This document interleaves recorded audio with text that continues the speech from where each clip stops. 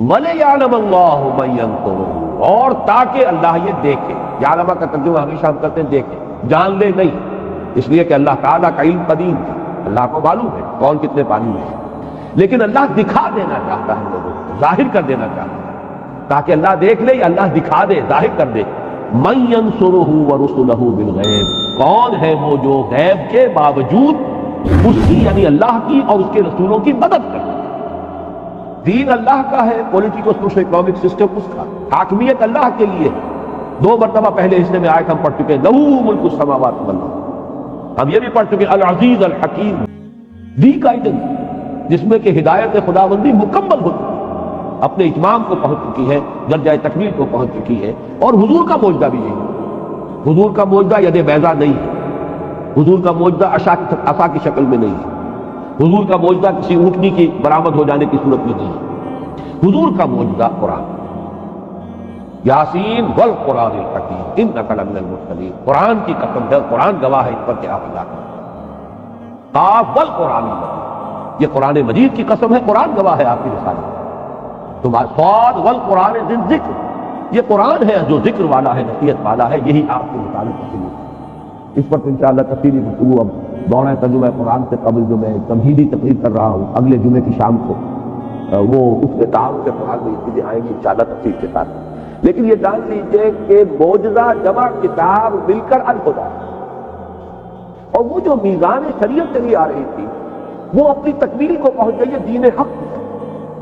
میں نے جو مضمون لکھا ہے، میری کتاب ہے نبی اکرم صلی اللہ علیہ وسلم کا مقصد بعثت، 3 مقالات پر مشتمل. درمیانی مقالہ یہی ہے کہ حضور کا مقصد بعثت کیا ہے، اور اس میں تفصیل بیان کی کہ جیسے انسانی ذہن کی بھی ارتقائی منازل جو ہے، انسان کا فکر اور ذہن انسانی بھی اس میں سے گزرا ہے. یہی وجہ ہے کہ الہدا کا اتمام ہوا محمد پر صلی اللہ علیہ وسلم، جبکہ انسان اپنے ذہنی ارتقاء کے اعتبار سے بلوغ کو پہنچے. اسی طریقے سے تمدن انسانی کا بھی ارتقاء ہوا ہے. کبھی ہم غاروں میں رہتے تھے، کوئی اجتماعی نظام تھا ہی نہیں، پھر کوئی قبائلی نظام ہوا، پھر کوئی اور نظام ہوا، پھر بڑی بڑی مملکتیں قائم ہو گئی. اب یہ کہ پورا نظام زندگی جس طریقے سے کہ اجتماعیت کی گرفت میں آ چکا ہے، تو اگر وہ نظام صحیح ہے تو تمام افراد کا معاملہ بھی بہتر ہو جائے گا. نظام ہی غلط ہے تو ظاہر بات ہے کہ معاشرہ تل پٹ ہو کر. تو جب وہ تمدن اس سطح کو پہنچ گیا کہ بڑی بڑی عظیم مملکتیں امپائر قائم ہو گئی، مملکت روما اور مملکت فارس، اس کے وقت حضور کو اب بھیجا گیا ایک کامل نظام اجتماعی دے کر، ایک complete political social economic system based on social justice.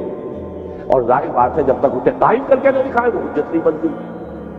تو شہادت علی اللہ اس پر گفتگو ہوئی ہے ان دروس میں بھی.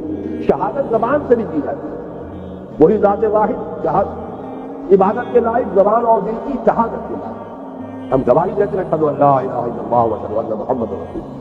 پھر ہمارا عمل جو ہے کی گواہی دینا چاہیے اس کو کہ واقعتاً اللہ کو اپنا الہ اور معبود اور حاکم مطلق مانتے ہیں، اور محمد کو واقعتاً ہم نے اللہ کا رسول مانا ہے صلی اللہ علیہ وسلم. پھر انفرادی طور ہی پر نہیں، اجتماعی طور پر بھی گواہی اس وقت قائم ہوگی جبکہ وہ نظام عملاً قائم کر کے دکھایا جائے. ورنہ یہ کہا جائے گا یوٹوپیا ہے، خیالی جنت ہے، باتیں تو بڑی اچھی ہے، یہ عملی باتیں نہیں ہیں، امپریکٹیکیبل ہے، انہونی سی باتیں ہیں. سید القوم خادمہم، کیا تکلیف ہوئی جملہ کہہ دیا آپ نے، لیکن ایسا ہو سکتا ہے کبھی کر کے دکھائیے.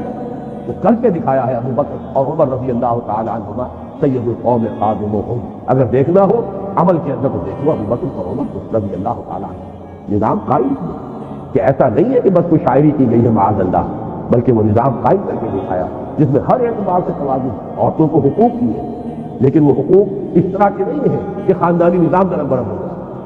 عوام کو حقوق دیے، وہ خلیفۃ المسلمین کو ٹوک پوچھ سکتے ہیں یہ کرتا آپ کا کہاں سے بنا، لیکن یہ نہیں ہے کہ پھر وہ آزادی اس طرح کی ہو جائے کہ وہ جو نظام ہے وہ بالکل درہم برہم ہوتا نہیں. اسی طریقے سے صاحب مال جو ہے اس کے اپنے حقوق ہیں، لیکن یہ کہ مزدور کا اپنا حق ہے. اور یہ کہ مال کو پھینکنے لگ جائے سود کی بنا پر اور ارتکاب در ہو جائے، یہ سب سے بڑی حرام ہے اسلام کے. یہ نظام ہے جو دین حق کی شکل میں محمد عربی صلی اللہ علیہ وسلم نے دیا. تو اب تقابل ہم کر رہے تھے کہ جہاں جنرلائز قانون آیا وہاں 3 چیزیں، لقد ارسلنا رسولنا بالبینات وانزلنا معهم الکتاب والمیزان. وہاں فرمایا گیا هو الذی ارسل رسولہ بالہدی ودین الحق، اس لیے کہ الہدا قرآن ہے، قرآن ہی معجزہ بھی ہے اور قرآن ہی الکتاب بھی ہے. اور وہ نظام جو ہے پولیٹیکل سوشو اکنامک سسٹم وہ دین حق کی شکل میں کامل نظام کی حیثیت سے پیش کرتی ہے۔ تو کس لیے بھیجا حضور کو؟ لِیُظْهِرَهُ عَلَى الدِّینِ كُلِّهِ، اس نظام کو غالب کر کے۔ یہ نظام کسی اور نظام کے تابع رہے گا تو پھر ظاہر تک ہو، ملوکیت کے تابع ہو گیا، سرمایہ داری کے تابع ہو گیا، کسی اور کے تابع ہو گیا، تو وہ تو پھر نظام، وہ تو مذہب بن جائے گا، عقیدہ ہے، نماز ہے، روزہ ہے۔ جیسا کہ خلافت راشدہ کے بعد تدریجاً جب خلافت کا نظام ختم ہوا، ملوکیت آئی، جاگیرداری آئی، سرمایہ داری آئی، اور دین سکڑ کر رہ گیا عقائد میں اور نماز روزہ حج اور زکات میں اور کچھ ذکر اور حلقے جو ہے مراقبوں کے اس میں، باقی وہ نظام جو ہے وہ تو بادشاہوں کا ہے، محل ہے، ان کے بن رہے ہیں۔ بادشاہ کی محبوب بیوی کا انتقال ہوا ہے تو کروڑوں روپے سے تاج محل بن رہا ہے۔ بادشاہ کو محل چاہیے، الحمرا بن گیا ہے۔ بادشاہ کے لیے تو بڑا شاندار توپ کاپی جو ہے، جا کے استنبول میں دیکھیے کتنا عظیم الشان محل بنایا گیا ہے۔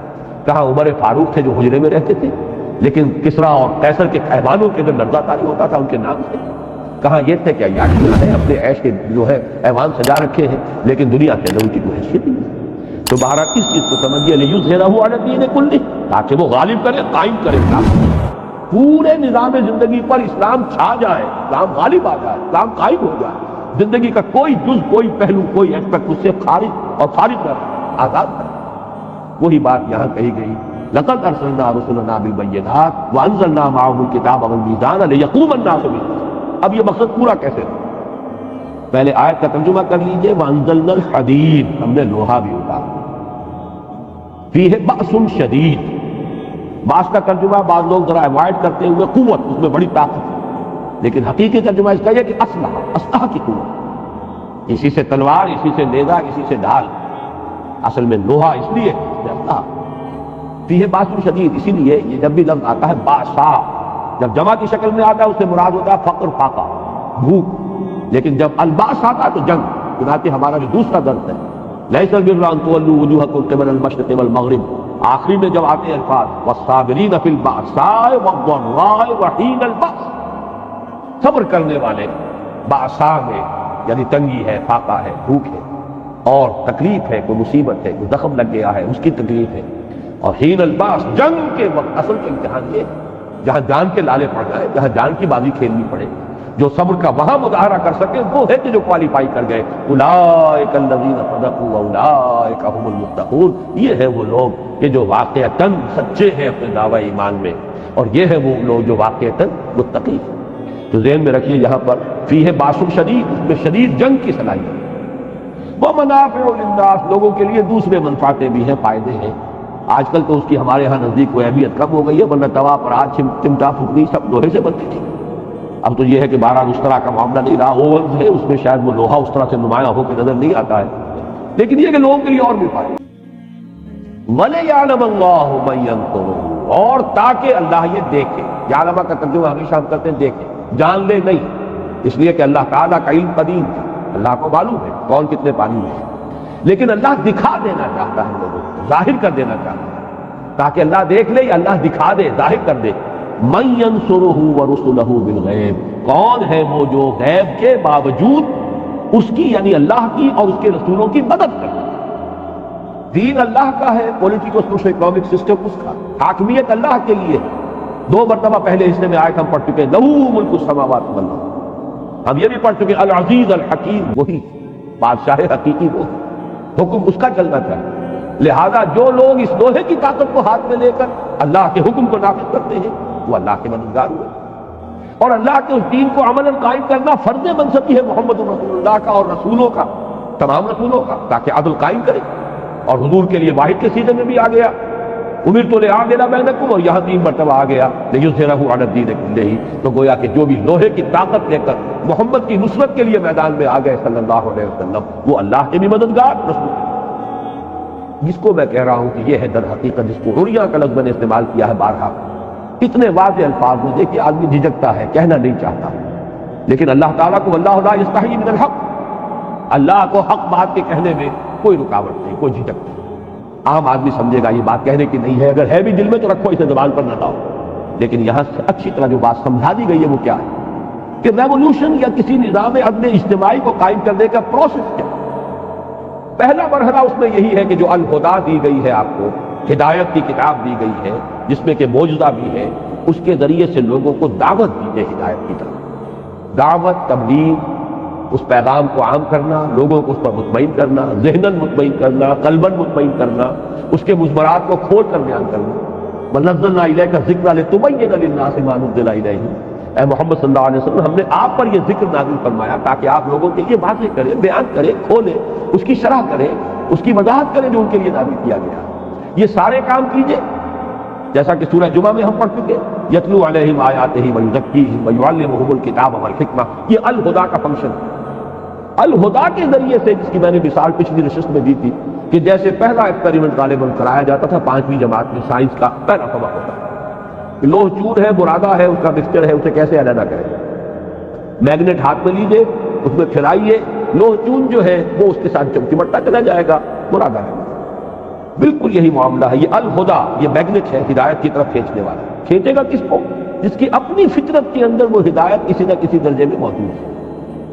اگر وہ ہے ہی نہیں تو جیسے برادہ نہیں چمٹتا اس میگنیٹ کے ساتھ، وہ ابو جہل نہیں چمٹے گا جن کی فطرتیں مست ہو چکی ہیں، ابو لہب نہیں چمٹے گا چاہے وہ حقیقی چچا ہے اور ایک دیوار بیچ کا پڑوسی ہے محمد رسول اللہ صلی اللہ علیہ وسلم، اور ہو یہ رہا ہے کہ آپ کے گھر میں کھانڈی پک رہی ہے تو اس کے اندر بھی غلاظت پھینکی جا رہی ہے، اور یہ اچھا سگا چچا ہے جو کر رہا ہے، جو باپ کی جگہ پر ہوتا ہے، لیکن یہ کہ وہ عناد اور دشمنی اور شقاق یہ اس درجے ہے اندر اور حسد کہ اس کی وجہ سے یہاں تک جا رہا ہے سگا چچا۔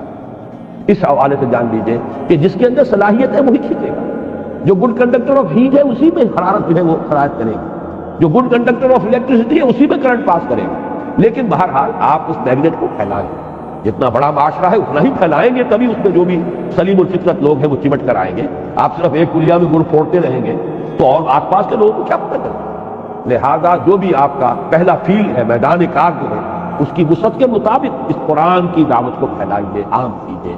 پھر یہ کہ وقت کی ذہنی سطح کے مطابق، یہ نہ ہو کہ آپ واعظ کہہ رہے ہیں صرف جو آپ کا ذہین عنصر ہے وہ اس کو سمجھے گا، اس کی طرف توجہ ہی دیجیے گا، واعظ کہہ رہے ہیں، اس کے لیے دلائل ہونے چاہیے، براہین ہونی چاہیے۔ ادعو الی سبیل ربک بالحکمۃ والموعظۃ الحسنۃ وجادل بالتی احسن۔ قرآن جو ہے معاوضہ بھی ہے، قرآن برہان بھی ہے، قرآن میں حکمت میں بھی ہے۔ ذالک مما اوحی الیک ربک من الحکمہ، قرآن کی حکمت کے ذریعے سے حکماء کو، عقلاء کو، جو بھی آپ کا انٹلیکچوئل ایلیٹ ہے اسے بلائیے، قرآن کے واعظ کے ذریعے سے عوام الناس کو کھینچیے۔ بہرحال جن کے اندر بھی وہ خیر ہے، بھلائی ہے، صلاحیت کھنچائیں، لیکن جن کے اندر نہیں ہے وہ تو نہیں آئیں گے، اور جن کے مفادات ہیں وہ بات کو حق سمجھ کر بھی نہیں آئے۔ جیسے کہ میں پہلے مثال دے چکا ہوں کہ یہود کے علماء سے بڑھ کر کون تھا جو حضور کو پہچان سکتا؟ یعرفونہ کما یعرفون ابناءہم، مانا کیوں نہیں؟ ان کی چودراہٹیں تھیں، ان کی مسندیں تھیں، ان کی حیثیتیں تھیں، لوگ ان کے ہاتھ چومتے تھے، لوگ آتے تھے ان سے فتوے مانگتے تھے، ان سے مسئلے پوچھتے تھے، عالم وہ تھے۔ لہذا اب حضور کو مان لیں تو ان کی حیثیت بدل ہو، نہیں مانا۔ اس حوالے سے جان دیجیے ایک ویسٹڈ انٹرسٹ اس کا اکثر حصہ رہ جائے گا جو نہیں مانے گا، نہیں قریب آئے گا اپنے مفادات میں۔ گرڈ اپ یور لوئن، ان کی تو کوشش یہ ہوگی کہ راستہ روکو، نظام کہنا کے پاس مانو، یہ معرض انقلاب میں ہے، your interest are being threatened, gird up your loin, resist, آؤ اپنے مفادات کے تحفظ کے لیے کھڑے ہو۔ لہذا آخری مرحلے میں اس انقلاب میں پھر ایک ہی راستہ ہے کہ جو وہ سلیم الفطرت لوگ آ گئے ہیں ان کو جمع کریں، آرگنائز کریں، ان کا تزکیہ کریں، نیتیں بھی خالص ہو جائیں، کوئی کھوٹ نہ رہے، ان کی شخصیتیں نکھر جائیں، کوئی شک و شبہ نہ رہے لوگوں کو ان کے کردار کے بارے میں، آزمائشوں میں سے گزرے، امتحانوں میں سے نکلے، پھر ان کو منظم کرو، کوڑا بناؤ انہیں بٹ کر، جیسے کہ آپ رسیوں کو اور مختلف دھاگوں کو بٹ دیں گے تو کوڑا بنے گا، طاقت بنے گا۔ علیحدہ علیحدہ دھاگا جو ہے اس کو توڑ دے گا جو چاہے گا، لیکن جب بٹ کر آپ نے کوڑا بنایا ہے، اب یہ کوڑا باقی جو ٹکے گا۔ یہ ہے اصل میں فلسفہ انقلاب۔ اس کے لیے ظاہر بات ہے ٹکرانا پڑے گا، اور ٹکرانے کے لیے جب میدان میں آؤ گے تو یقتلون کے ساتھ یقتلون بھی ہو، جہاں قتل کرو گے قتل ہوگے بھی، تمہیں کوئی گارنٹی نہیں ہے کہ تم قتل نہیں ہوگے، کوئی لوہے کے جسم تمہیں نہیں دیے گئے ہیں کہ برچھا جو ہے پار نہیں ہوگا۔ حمزہ کے جسم سے وہ برچھی جو ہے وحشی کی وہ پار ہو گئی، آر پار ناف کے قریب سے جو ہے لگی ہے وہ پار نہیں، تو پھر اور کون ہوگا جسے کوئی ضمانت حاصل ہو، کوئی اللہ کی طرف سے انشورنس نہیں۔ ان اللہ اشترى من المؤمنین انفسهم واموالهم بان لهم الجنہ یقاتلون فی سبیل اللہ فیقتلون ویقتلون، اللہ نے اہل ایمان سے ان کے مال، ان کی جانیں خرید لی ہیں جنت کے عوض، تو اللہ کی راہ میں جنگ کر رہے ہیں، قتل کرتے بھی ہیں، قتل ہوتے بھی ہیں، یقتلون ویقتلون۔ غزوہ بدر میں 70 قرشی مارے گئے، صحابہ صرف 14 شہید ہوئے، 13 آن دی اسپاٹ، ایک زخمی ہو گئے تھے جو مدینے واپسی پر راستے میں شہید ہو گئے، انتقال ہو گئے۔ لیکن غزوہ احد میں مسلمانوں کی غلطی کی وجہ سے پانچا بالکل پلٹ گیا، 70 مسلمان شہید ہو گئے۔ تو یقتلون و یقتلون، یہ تو کرنا پڑے گا، انقلاب اس کے بغیر نہیں، اس کے لیے جان دینی اور اس کے لیے طاقت کا استعمال۔ اور اس کے لیے میں اب آپ سے کیا عرض کروں کہ علامہ اقبال کی جو عظمت میرے دل میں اس لیے کہ ان حقائق کو جس خوبصورتی سے انہوں نے بیان کیا، دو شعر ان کے ایسے ہیں، ایک تو فلسفے کے اعتبار سے چوٹی کے شعر تو میں پہلے سنا چکا ہوں آپ کو جمعرات کے روز، یا یہ کہ آج بھی پہلی نشست میں سنایا ہے۔ یہ جو فلسفہ انقلاب کے دو شعر، گفتند جہان ماں آیا بتومی ساگر، گفتم کے نمی ساگر، گفتند کے برہم سر، اللہ نے مجھ سے کہا، گفتند انہوں نے کہا، جہان ماں آیا بتومی ساگر، میرا یہ جہان جو ہے، جو میرا دنیا ہے اس وقت جس میں نے تمہیں بھیجا ہے، یہ تمہارے ساتھ سازگاری کرتا ہے، تمہیں پسند ہے، ٹھیک ہے، یہ نظام صحیح ہے، گفتم کے نمی ساگر۔ میں نے کہا نہیں، یہ صحیح نہیں ہے، میرے ساتھ سازگاری نہیں کرتا۔ گفتند کے برہم زن، اللہ نے فرمایا توڑ پھوڑ کر رکھ دو، برہم زن، اور برہم زن کے لیے راستہ کیا ہے؟ با نشہ درویشی در ساز و دمادم زن، پہلا مرحلہ درویشی کا ہوگا، دعوت ہے، تبلیغ ہے، گالیاں کھا کر بھی دعائیں دینی ہوگی، پتھراؤ کے جواب میں بھی اللہ توفیق دے تو پھول پیش کرنے ہوں گے، جو لوگ خون کے پیاسے انہیں معاف کرنا ہوگا، تاکہ جیسے کہ اللہ وحد قومی انہم لا یعلمون، اس کو یوں سمجھیے کہ بن خدمت کا بھکشو بھی میں اگر کہوں تو غلط نہیں ہے، دعوت کے مرحلے میں یہ روش اختیار کرنی پڑے، دعوت دو، دعوت کے اندر تو التجا بھی ہوتی ہے، لجاجت بھی ہوتی ہے، اللہ کے بندو سنو میری بات، در در پر جا رہے ہیں، کسی نے کچھ کہہ دیا، کسی نے کچھ کہہ دیا، تینوں آدمیوں سے ملے ہیں جا کر طائف میں، ایک نے کہا اچھا جی آپ کے سوا کوئی نہیں ملا تھا اللہ کو رسول بنانے کے لیے، نکل جاؤ یہاں، ایک نے کہا جاؤ چلے جاؤ، میں تم سے بات بھی نہیں کرنا تھا، اس لیے کہ یا تو تم جھوٹے ہو یا سچے ہو، جھوٹے ہو تو جھوٹے کو میں منہ نہیں لگاتا، سچے ہو تو کہیں میں کوئی گستاخی کر بیٹھوں گا، اگر تم واقعی اللہ کے رسول ہو تو بہتر ہے تم روانہ ہی۔ ایسے ایسے ذہن میں بجھے ہوئے جملے محمد رسول اللہ صلی اللہ علیہ وسلم، اور پھر جب روانہ ہوئے واپس تو انہوں نے وہاں کے اسٹریٹ ارچنز جنہیں آپ کہتے ہیں انہیں ذرا اشارہ کیا، پتھراؤ ہو رہا، تاک تاک کر ٹخنے کی ہڈی کو نشانہ کیا، اور صرف ایک ساتھی زید ابن حارثہ، ایک آدمی ایک طرف سے ڈھال دے، سامنے آتے ہیں حضور کو بچانے کے لیے، کور کرنے کے لیے، ادھر سے مارتے ہیں پتھر، ادھر سے مارتے ہیں، پیچھے سے مارتے ہیں، جسم لہو لہان ہو رہا ہے، پاؤں میں آ کر خون جم گیا ہے جوتیوں، پھر کچھ غشی سی تاری ہوئی ہے، بیٹھ گئے ہیں، تو ایک گنڈا آیا ادھر سے، اس نے اس بغل میں ہاتھ ڈالا، دوسرے نے دوسری بغل میں، اٹھو چلو۔ یہ نقشہ ہے اللہ کے رسول کا، محبوب رب العالمین کا، سید الاولین والآخرین کا، داعی، فریاد آئی ہے زبان کے اوپر، اللہم الیک اشکو ذوفقی قوتی وقلت حیلتی وحوانی علی الناس الی من تکلنی الی بعید یتجہمنی او الی عدو من نکتہمنی، اے اللہ تیری ہی جناب میں فریاد لے کر آیا ہوں اپنے وسائل کی کمی کا، اپنی قوت کی کمزوری کا، کہاں جاؤں، کس سے شکوہ، کس سے فریاد، مجھے کس کے حوالے کر دیا، دشمن کے حوالے کر دیا، جو چاہے کر دوں۔ یہ فریاد آئی، اس وقت وہ فرشتہ آیا ملک الجبال کہ اللہ نے مجھے بھیجا ہے، میں پہاڑوں پر معمور فرشتہ ہوں، آپ اگر حکم دیں میں ان دونوں پہاڑوں کو ٹکرا دوں گا جس کے مابین یہ طائف کی بستی جس میں یہ سلوک آپ کے ساتھ ہوا۔ فرمایا نہیں، کیا عجب کہ اللہ تعالیٰ ان کی آئندہ نسلوں کو بتائیے کون بدھ کا بھکشو اس سے آگے جائے گا، درویشی، اور جب کہ نگاہوں کے سامنے ذبح کی، حضرت سمیہ ذبح کی جا رہی ہے، حضرت یاسر ان کے شوہر جس بری طریقے سے ٹارچر کیا مجھے سر عام، اور حضور پاک سے گزرتے ہوئے کہتے ہیں اسبروا یا اعلی یاسر فإن موعدکم الجنہ، اے یاسر کے گھر والوں صبر کرو، تمہارے جنت، تمہارے وعدے کی جگہ اللہ کے ہاں جنت ہے۔ لیکن ساتھیوں میں سے کسی کو اجازت نہیں دی کہ جا کے ابو جہل کی ٹکا بوٹی کر، ابھی مرحلہ درویشی کا ہے۔ نغمہ ہے بلبل شوریدہ تیرا خام، ابھی اپنے سینے میں اسے اور ذرا تھام، ابھی ذرا اپنے جذبات انتقام کو تھامو، ابھی مرحلہ پیسو ریزسٹنس کا، ایک وقت آئے گا تمہارے ہاتھ کھول دیے جائیں گے، اذن للذین یقاتلون بانہم ظلموا، ایک وقت آنے والا ہے تمہیں اذن قتال بھی ملنے والا ہے، تمہیں عید کا جواب پتھر سے دینے کی اجازت ملے گی، لیکن ابھی تھامو۔ نغمہ ہے بلبل شوریدہ تیرا خام، اپنے سینے میں اسے اور ذرا تھام، پھر وہ وقت آیا، پھر تلواریں بھی ہیں، نیزے بھی ہیں، میدان میں آئے، یقاتلون فی سبیل اللہ یقتلون و یقتلون، اس کو اقبال نے دو مصروں میں بیان کیا۔ پہلا شعر پھر سن لیجیے، گفتند جہان ماں آیا بتنی سازد، گفتند نبی گفتند کے برہم کر نظام کو توڑ دو پھوڑ، با نشہ درویشی در ساز دمادم دو۔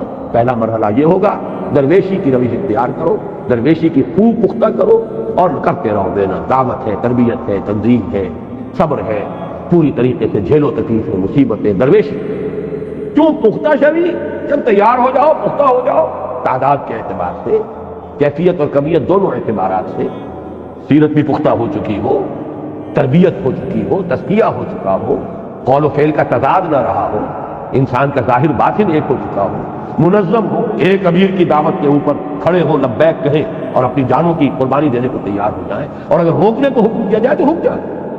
یہ پختگی جب آ جائے، جو پختہ شوی خدرا بر سلطنت جم زن، اب اپنے آپ کو سلطنت جم پر دے با، یہ ہے دو مصروں میں پورا انقلاب۔ اس کے لیے انزلنا الحدید، ہم نے لوہا بھی اتارا، دلیل بھی اتار دی، بینہ بھی اتار دی، جو نیک سرشت ہیں وہ آ جائیں گے، لیکن اب ان کو منظم کر کے طاقت بنانا، ریولیوشنری فورس، ایسے سرفروش، ایسے جافروش کہ جو اپنے سر کی اور جان کی بازی کھیلنے کو تیار ہو۔ من المؤمنین رجال صدقوا ما عاهدوا الله علیہ ومنهم من قضى نحبه ومنهم من ينتظر وما بدلوا تبدیلا۔ اہل ایمان میں وہ جوان مرد ہے کہ جو عہد انہوں نے اللہ سے کیا تھا وہ پورا کر دکھایا، سچا کر دکھایا۔ ان میں سے وہ بھی ہے جو اپنی نظر پیش کر چکے، اور جو باقی ہے وہ منتظر ہے کہ کب باری آئے۔ وبال دوش ہے سر جس میں ناکما کے نظر لگا رکھا ہے تیرے خنجروں کا ناکما۔ یہ ہے وہ آیت مبارکہ وانزلنا الحدید فیہ باس شدید، اس میں قوت ہے جنگ، ومنافع للناس، کچھ اور فائدے بھی ہیں، پھگنی اور توا اور پرات اور چمٹا اور بالٹی وہ بھی بنا لو، وَلِيَعْلَمَ اللَّهُ مَن يَنصُرُهُ وَرُسُلَهُ بِالْغَيْبِ، تاکہ اللہ دیکھے کون ہے وفادار بندے، کون ہے صادق الایمان، ایمان کا دعویٰ تو آسان ہے۔ اب دیکھیے اس کے ساتھ ایک تو وہ آیت جوڑ لیجیے سورہ صف کی، ان اللہ یحب الذین یقاتلون فی سبیلہ صفا کانہم بنیان مرصوص۔ یہ صورت ایسی عجیب ہے، اس میں نہ لفظ جہاد آیا نہ قتال آیا، دونوں کے مضامین موجود ہیں، حدید لوہا اسلحہ کا ذکر آیا، لیکن یہ کہ اصل میں سارے مضامین کل مسبحات کے اس میں جمع۔ وَلِيَعْلَمَ اللَّهُ مَن يَنصُرُهُ، محبت مجھے ان جوانوں سے ہے ستاروں پہ جو ڈالتے ہیں کمند۔ اللہ کو محبوب وہ بندے ہیں، وہ نہیں کہ تو فقط اللہ اللہ اللہ اپنے گھروں میں بیٹھے ہوئے ضربے لگائے جاؤ، ساری عمر ضربے ہی لگاتی گزار دو، کوئی باطل کے ساتھ کبھی نہ پنجہ آزمائی کرنا، نہ کبھی باطل کو للکار پھاڑنا۔ ان کے بارے میں تو حدیث سنا دی حضور نے، اوحى اللہ عز وجل الی جبرائیل علیہ السلام ان اقلب مدینہ کذا و کذا باہلھا، اللہ نے حضرت جبرائیل کو حکم دیا فلاں فلاں بستیوں کو تلپٹ کر دو اس کے رہنے والوں سے۔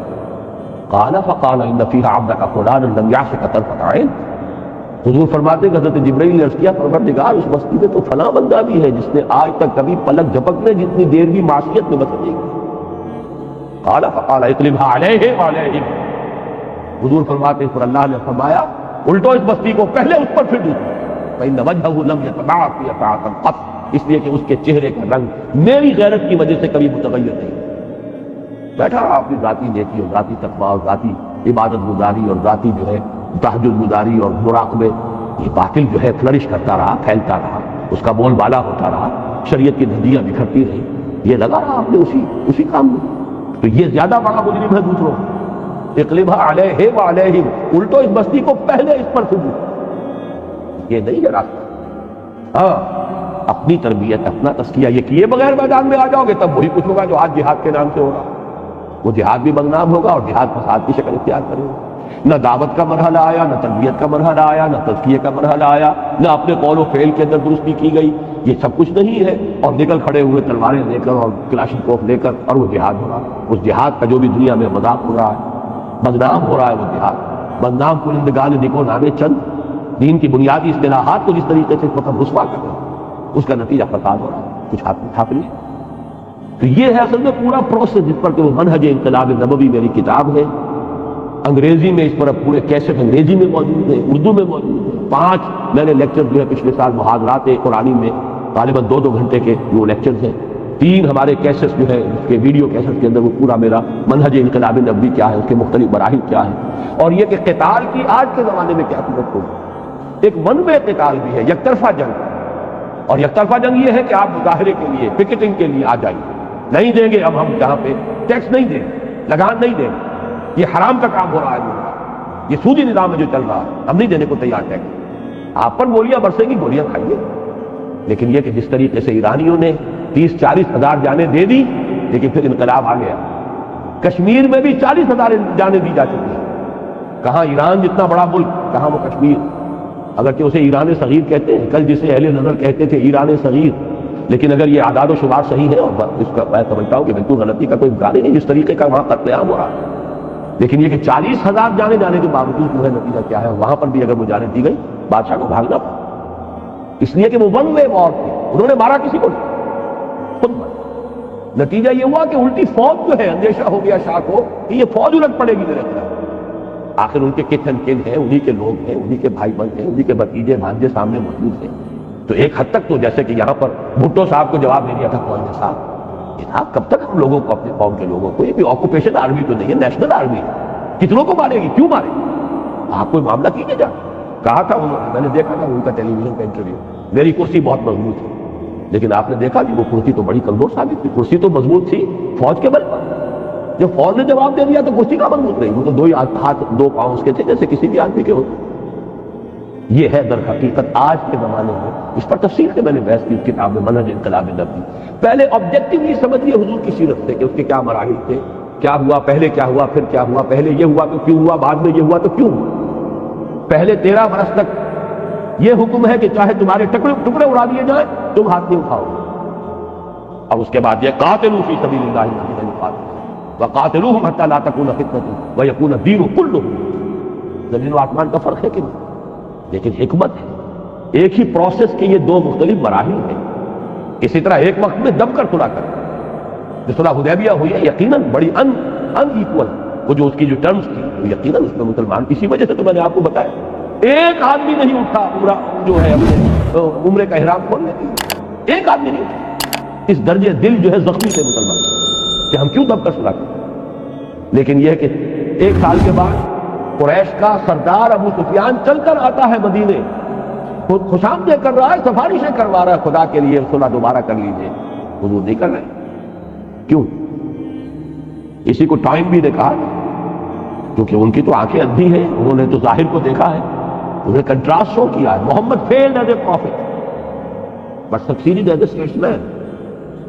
مکے میں محمد نظر آتے ہیں واقعی جیسے نبی تھے، جیسے ان کا تصور نبی کا حضرت یحییٰ کا، حضرت عیسیٰ کا، تو مکے والا محمد تو واقعی یحییٰ اور عیسیٰ والا ہی ہے. دعوت دے رہا ہے، تبلیغ کر رہا ہے، مارے کھا رہا ہے، گالیاں سن رہا ہے. But he failed there, as he says. Muhammad failed at Makkah. Muhammad failed as a prophet but succeeded as a statesman. اب مدینے میں آ کر تو مدبر ہے، حکمران ہے، جنگجو ہے، سپہ سالار ہے، وہاں کامیابی ہوئی ہے تو اس سے ہوئی. یہ اس کا قول. اور ڈاکٹر منگومری واٹ اس نے پھر اسی جملے کو در حقیقت جو ہے 2 والیوم کے اندر اس نے اس کو ایکسپاؤنڈ کیا. Muhammad at Mecca, Muhammad at Medina, to highlight the contrast کہ مکے والا محمد تو بالکل ہی کچھ اور تھا، مدینے والا محمد بالکل کچھ اور نظر آتا. معاذ اللہ، شخصیت ایک ہی ہے، پروسیس ایک ہی، لیکن پروسیس کے مراحل. ایک مرحلہ انقلابی جو ہے وہ ہے با نشہ درویشی در ساز آدم پر، یہ مکی دور ہے. کیوں پختہ شبی قدرا بر سلطنت جم زنگ، یہ ہے دوسرا مرحلہ. ظاہر بات ہے اس کے بغیر کوئی انقلاب آ ہی نہیں سکتا. یہ ہے اصل پروسیس جو اس آیت میں، اور بڑے باشگاف الفاظ میں، جیسا کہ میں نے عرض کیا کہ لوگوں کو جھجک آتی ہوگی، اللہ کو کوئی جھجک نہیں. واللہ لا یستحی من الحق، صاف کہا، لوہا اتارا ہے. وہ جو پنجابی میں کہا جاتا ہے کہ 4 کتاباں عرشوں آئیاں، 5واں آیا ڈنڈا. وہ ڈنڈا جو ہے اس کی اپنی اہمیت، اس کی ضرورت ہے. لقد ارسلنا رسلنا بالبینات وانزلنا معهم الکتاب والمیزان لیقوم الناس بالقسط. یا تو تلاوت کرتے رہیے، ثواب دیتے رہیے، تراویح پڑھتے رہیے اور ثواب دیتے رہیے، جبکہ قرآن یہ کہتا ہے کہ یا اہل الکتاب لستم علی شیء حتی تقیموا التوراۃ والانجیل وما انزل الیکم من ربکم. اے کتاب ماننے والوں، اہل کتاب، تمہاری کوئی حیثیت ہماری نگاہ میں نہیں. You stand nowhere. لستم علی شیء حتی تقیموا التوراۃ والانجیل وما انزل الیکم من ربکم، جب تک کہ تم تورات اور انجیل کو، جو کچھ تمہارے رب کی طرف سے تم پر نازل ہوا ہے، اس کو قائم نہیں. قرآن پڑھتے رہو، قرآن سنتے رہو، قرآن یاد کرتے رہو، حسن قرات کے مقابلے کرو، ریڈیو پر بھی ہو رہے ہیں، سب کچھ ہو رہا ہے، جشن ہو رہا ہے، 1400 سالہ جشن نزول قرآن، قرآن قائم کرنے کی چیز۔ یا علی القرآن لستم علی شیء حتی تقیموا القرآن، قرآن قائم کرو، یہ میزان عدل، اس نے جو بھی نظام دیا، جس کا جو حق معین کیا اس کو دو، جس کی جو ذمہ داری ہے اس کے اوپر عائد۔ یہ نہیں کرتے تو پھر یہ صرف تلاوت ہے، اس کا ثواب جو لے رہے ہو اللہ تعالیٰ کے حق کا کوئی پہلے نہیں۔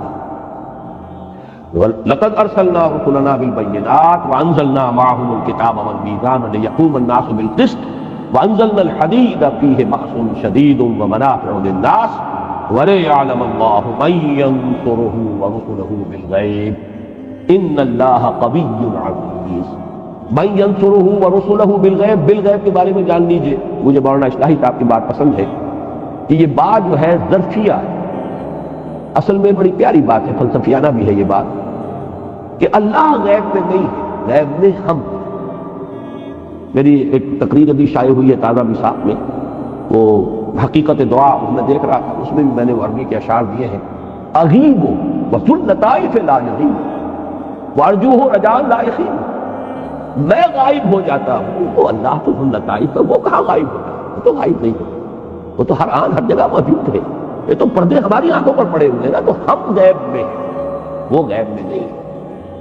تو غیب میں کہ اون پیداش تو زیر نقابی، بڑا پیارا مسئلہ ہے، یاد آ گیا بر وقت، وہ تو سامنے ہے، ظاہر ہے، الظاہر، ہاں تو زیر نقاب ہے، تو محفوظ ہے، تو پردے میں آیا ہوا ہے، غیب کا پردہ تجھ پر پڑا، تو بالغیب، غیب میں ہوتے ہوئے ہم اللہ کو دیکھ نہیں رہے، پھر بھی یہ جو شخص اللہ کے لیے تن من دھن وقت کر دے، بڑی شاباش ہے اس کے لیے اللہ کی طرف۔ بعض احادیث میں آتا بھی ہے کہ یہ لوگ جو ہے فرشتوں سے اللہ تعالیٰ جو ہے اس میں مباحات کرتا ہے، اپنے نیک بندوں کا ذکر کرتا ہے کہ میرے یہ بندے جو ہے مجھ سے جنت مانگ رہے ہیں، انہوں نے جنت دیکھا دیکھیے نہیں، پھر بھی مانگ رہے ہیں، انہوں نے دوزخ سے پناہ مانگ رہے ہیں، دوزخ دیکھیے کہ نہیں دیکھی نہیں، پھر بھی مجھ سے یہ سوال کرنا ہے کہ میں نے دوزخ سے بچاؤں۔ تو جو شخص غیب کے بغیر، وہ دل کی آنکھ سے دیکھا ہے، عقل کی آنکھ سے دیکھا ہے، تو جو یہ اس کے باوجود ان صلاتی و نسکی و محیای و مماتی للہ رب العالمین، غیب میں ہونے کے باوجود اگر وہ یہ سب کچھ کر رہے ہیں، کرا جوئی چلا در پیت تابی کہ وہ پیدا تو زیر نقاب، اس کو تلاش کر رہے ہیں۔ وہ جو میں نے شعر آپ کو سنائے تھے ہائی اسکول کی پریئرز میں، خالق میرے کہاں ہے تو مجھ کو تیری تلاش ہے، کسے تلاش کر رہے ہو، کسی کو تلاش کر رہے ہو، کس پیچ و تاب میں ہو، وہ تو ظاہر ہے، در حقیقت تم ہو گئے، نقاب تمہاری عقلوں پر، تمہاری آنکھوں پر پڑا۔ تو جو لوگ اس حالت میں جو غیب میں اور پھر وہ مدد کر رہے ہیں، ینصرہ ورسلہ بالغیب، اچھا یہ نوٹ کیجئے، ایک خیال ہو سکتا ہے کہ رسول تو غیب میں نہیں تھے، یا رسولوں سے صحابہ جو ہے رسول سے غیب میں تو نہیں تھے، حالانکہ غیب میں تھے، سامنے جو موجود تھے وہ محمد ابن عبداللہ ابن عبد المطلب تھے، رسول کی رسالت تو غیب میں ہے، کیا کسی نے آنکھوں سے جبرائیل کو آتے دیکھا تھا؟ جبرائیل اگر آئے بھی کبھی انسانی شکل میں تو انسان آیا مل کے چلا گیا، در حقیقت رسول کی رسالت بھی غیب کی بات ہی تھی، اور اس سے لوگ اس وقت بھی غیب میں تھے، سامنے جو نظر آتے تھے، اسی لیے تو منافقین کا معاملہ ہے، کیوں مانے ہم ان کی ہر بات، ان کے بھی دو ہاتھ ہیں دو پاؤں ہیں، ہاں جو قرآن یہ کہہ رہے ہیں کہ قرآن نازل ہوا اس کو ہم مانیں، یہی ہمارے ہاں یہ حسبنا کتاب اللہ، جو بھی ہمارے ہاں قرآن، اہل قرآن کا جو فتنہ ہے، در حقیقت اس کی جڑیں اسی قرآن کتاب میں ہیں، رسول کی اطاعت کیوں کریں؟ یہ جان لیجئے کہ اصل میں جو اللہ کی مدد کر رہا ہے، جو اللہ کے رسول کی مدد کر رہا ہے، دونوں حالتوں میں غیب میں ہو کر مدد، وہ مدد در حقیقت محمد ابن عبداللہ ابن عبد المطلب کی نہیں کر رہا ہے صلی اللہ علیہ وسلم، محمد الرسول اللہ کی کر رہا ہے صلی اللہ علیہ وسلم، اور دار بات ہے کہ رسالت ان کی وہ ان کے لیے وہ غیب میں ہے یا وہ خود اس سے ہے، وَلِيَعْلَمَ اللَّهُ مَن يَنصُرُهُ وَرُسُلَهُ بِالْغَیبِ، تاکہ اللہ دیکھے یا اللہ ظاہر کر دے کون ہے اس کے وہ وفادار بندے، صادق الایمان بندے جو غیب میں ہونے کے باوجود اس کے رسولوں کی مدد کرتے ہیں، جان ہتھیلی پر رکھ کر تلوار کی طاقت ہاتھ لے کر میدان میں آتے ہیں، باطل نظام کا قلع کما کرنا، یا اگر تلوار ہاتھ میں نہیں بھی لیتے، جیسا کہ میں نے کہا اس دور میں اس کے لیے جو اجتہاد بھی کرنا پڑے گا، اس لیے کہ ایگزسٹنگ آرمیز ہیں، بہت بڑی بڑی آرمیز ہیں، لوگ نہتے ہیں، وہاں کوئی اسٹیبلش گورنمنٹ نہیں تھی، کوئی اسٹینڈنگ آرمیز نہیں تھی، اتنا بڑا فرق نہیں تھا، ڈسپیرٹی اتنی نہیں تھی، 313 کے مقابلے میں 1000 آئے ہیں بدر میں، تو 1 اور 3 کی نسبت ہوئی، ہتھیاروں کا فرق لگا لیجیے تو 1 اور 10 کی ہو جائے گی، 1 اور 20 کی ہو جائے گی، 1 اور 100 کی ہو جائے گی، اس سے زیادہ تو نسبت نہیں تھی، لیکن یہاں تو یہ ہے کہ جو نظام ہے جاگیرداری ہے، سرمایہ داری ہے، ملوکیت ہے. اب شاہ فہد کی حکومت کو حفاظت دینے والے ان کی فوج بھی ہے، ان کی پولیس بھی ہے، شرطا بھی ہے، ان کی ایئر فورس بھی ہے. اور ظاہر بات ہے کہ جیسے کہ ایئر فورس نے پاؤنڈ کیا تھا ہما کو، اور وہاں پر کے جو اسٹرانگ ہولڈ تھا اخوان المسلمین اور اس کی دھجیاں بکھیر کر رکھ دی، ایسے ہی اگر کہیں پر ہوگا تو یہی ہوگا. لہذا یہاں اشتہاد کی ضرورت ہے. وہ اشتہاد وہ ہے کہ جو بہرحال جو بھی جس کا حق ہے وہ ادا کیا جانا چاہیے. ایرانیوں نے اس کی مثال پیش کی، دو طرفہ جنگ کی بجائے ایک طرفہ اپنے مرنے کے لیے اپنے سینے کھول دیے. ایسے ایسے لرزہ خیز واقعات کی کہ ایک جلوس صرف خواتین کا نہیں، بچوں کو گود میں لے گولیاں کھائی ہیں، گری ہیں، اور وہ شیرخوار بچے تھے. تب وہ شاہ کو بھاگنا، 2 گز زمین بھی مل نہ سکی تمہیں یار. جب اس درجے تک معاملہ ہو جاتا ہے تو بہرحال اس کا اندیشہ تھا کہ کہیں فوج اچانک مجھ پر الٹ نہ تو جان بچا کر بھاگنے میں آ گئی. یہ ہے اصل میں اس وقت کا جو نظام. تھوڑا سا اشتہاد کا معاملہ ہے، وہ میں تفصیل سے اپنی کتاب میں بحث کر چکا ہوں. آخری الفاظ ہے ان اللہ قوی عزیز. یہ نہ سمجھو اللہ تم سے مدد مانگ رہا ہے تو اللہ کمزور ہے، اس کو تمہاری مدد کی حاجت ہے. وہ تو القوی، وہ عزیز ہے، زبردست ہے. آنے واحد میں اس کا ایک حرف کل ہوگا اور یہ نظام چلا کر قاتل پڑتا. لیکن تمہارا امتحان خلق الموت والحیات لیبلوکم ایکم احسن عملا. قلزم ہستی سے تو ابھرا ہے مانند حباب، اس دیہا خانے میں تیرا امتحان ہے. You have to prove your work, تمہیں ثابت کرنا ہوگا. اور اس کے ضمن میں وہ آیت اس کے ساتھ جوڑ دیجئے لا یستوی منکم من انفق من قبل الفتح وقاتل اولئک اعظم درجۃ من الذین انفقوا من بعد وقاتلوا. جو ابتدائی مراحل ہوتے ہیں کسی انقلاب کے لیے، اس میں جنہوں نے جانیں کھپائیں، جنہوں نے اپنے مال کھپائے، جنہوں نے اپنی صلاحیتیں لگائیں، اپنا وقت لگایا، اپنی زندگی لگا دی، ان کا جو رتبہ ہے یہ رتبہ بلند ملا مجھ کو مل گیا.